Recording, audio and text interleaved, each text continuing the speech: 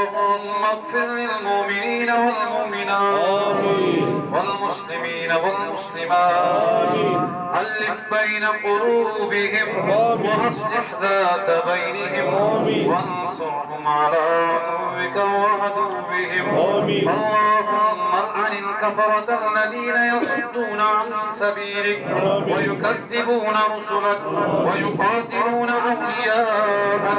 اللهم خالف بين كلمتهم وزلزل أقدامهم وشتت شملهم ودمر ديارهم ومزق جمعهم ونكس آلامهم وأنزل بهم بأسك الذي لا ترده عن القوم المجرمين.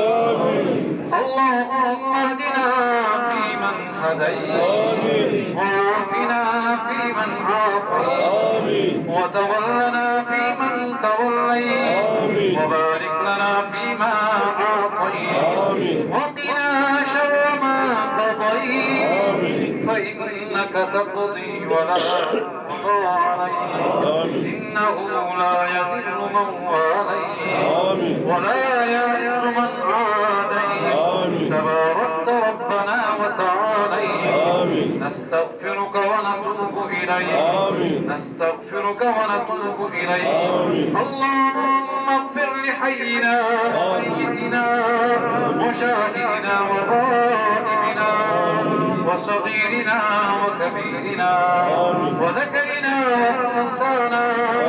اللهم من أحييته منا فأحيي على الإسلام ومن توفيته منا فتوفه على الإيمان. اللهم اغفرهم وارحمهم وسكنهم في الجنة. ربنا آتنا في الدنيا حسنة وفي الآخرة حسنة وقنا عذاب النار وقنا عذاب النار وقنا عذاب النار. اللهم إنا نسألك الجنة ونعوذ بك من النار. اللهم إنا نسألك العفو والعافية. اللهم إنا نسألك العفو والعافية. اللهم إنا نسألك الجنة ونعوذ بك من النار.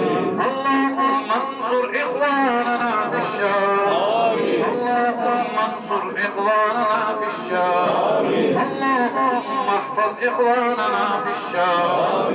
اللهم احفظ المسلمين في الشام. اللهم انصر إخواننا في فلسطين. اللهم احفظ إخواننا في فلسطين. اللهم احفظ إخواننا في فلسطين. اللهم احفظ إخواننا في الكشمير. اللهم احفظ إخواننا في الكشمير. اللهم انصر إخواننا في الكشمير. اللهم انصر إخواننا في كل مكان. اللهم احفظ إخواننا في كل مكان. اللهم احفظ الحرمين يا حفيظ يا فياض يا حفيظ يا فياض. اللهم يا قاضي الحاجات اقض حاجاتنا. اللهم يا دافع البليات ادفع بلاءنا. اللهم يا شافي الأمراض اشف مرضانا اشف مرضانا واشف مرضى كل المؤمنين والمؤمنات والمسلمين والمسلمات. اللهم إنك عفو تحب العفو فاعف عنا. اللهم إنك عفو تحب العفو فاعف عنا. اللهم إنك عفو تحب العفو فاعف عنا. رب اغفر وارحم وأنت خير الراحمين. وصلى الله على النبي